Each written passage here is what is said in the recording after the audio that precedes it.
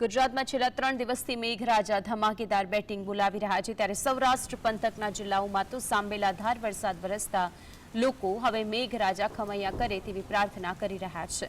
છેલ્લા 24 કલાક દરમિયાન સૌરાષ્ટ્રના મોટાભાગના જિલ્લાઓમાં 4 ઇંચથી લઈને 18 ઇંચ વરસાદ વરસી ચૂક્યો છે અને હજી પણ વરસાદ યથાવત હોવાથી લોકો અને તંત્રની ચિંતા વધી છે। જામનગર શહેરમાં રાત્રિ દરમિયાન 15 ઇંચ જેટલો વરસાદ વરસી ગયો જેને કારણે નીચાણવાળા વિસ્તારોમાં પાણી ભરાઈ ગયા અને લોકોની હાલત કફોડી બની છે।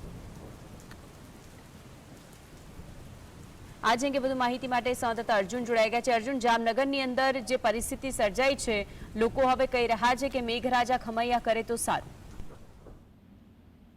જામનગરમાં ગઈકાલથી જે સતત જે વરસાદ છેલ્લા 2 દિવસથી વરસી રહ્યો છે તેને લઈ અને આપ ફાટ્યાની પરિસ્થિતિનું નિર્માણ થયું છે। જામનગર શહેરના નીચાણવાળા વિસ્તાર, પછી તે પટેલ પાર્ક વિસ્તાર હોય, ગુલાબનગર વિસ્તાર હોય, ઘાટીની ખડકીનો વિસ્તાર હોય કે પછી અન્ય કોઈ વિસ્તાર હોય, તમામ જગ્યાએ જે લોકોના ઘર જે છે તે ડૂબ્યા છે। ત્યારે જે જનજીવન જે છે તે પ્રભાવિત થયું છે તેને કારણે અત્યારે હાલ જે ગઈકાલ રાતથી જે રેસ્ક્યુની જે કામગીરી જે છે તે તંત્ર જે છે તે કરી રહ્યું હતું। આજરોજ જે સેનાની બંને પાકો એટલે કે આર્મી અને નેવી તેની પણ જે છે તે મદદ જે છે તે લેવામાં આવશે।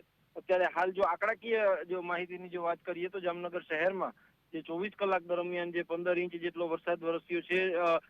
તાલુકા વાઇઝ જો વાત કરીએ તો જોડિયામાં 6 ઇંચ, ધ્રોલમાં 7 ઇંચ, કાલાવાડમાં 12 ઇંચ અને લાલપુરમાં લાલપુર અને જામજોધપુરમાં 13 ઇંચ જેટલો વરસાદ જે છે તે વરસ્યો છે।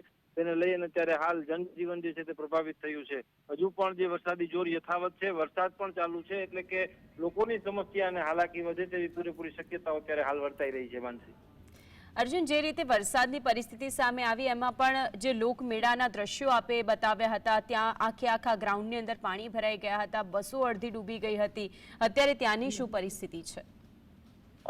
લોકમેળાની જો વાત કરીએ માનસી, તો લોકમેળા જે આખો જે છે તે ડૂબી ગયો છે। અત્યારે હાલ લોકમેળામાં જે તમામ જે રાઇડ્સો હતી, જે રંગમતી નાગમતીના પટમાં ખાસ કરીને જે લોકમેળો દર વર્ષે યોજાય છે, તે લોકમેળો સંપૂર્ણપણે જે 2 દિવસ પહેલા જ જો કે રદ કરી દેવામાં આવ્યો હતો, પરંતુ અત્યારે ત્યાં કોઈ એક નદી વહેતી હોય તેવા દ્રશ્યો જે છે તે જોવા મળે છે। ત્યાંથી અત્યારે હાલ થોડાક પાણી ઓસર્યા છે, પરંતુ હજુ વરસાદી જોર યથાવત છે, તેના કારણે જે પાણીનો ભરાવો જે છે તે હજુ પણ જે છે તે વધી રહ્યો છે। જી અર્જુન, આપ અમારી સાથે જોડાને વિગતો જણાવી તે બદલ આપનો આભાર।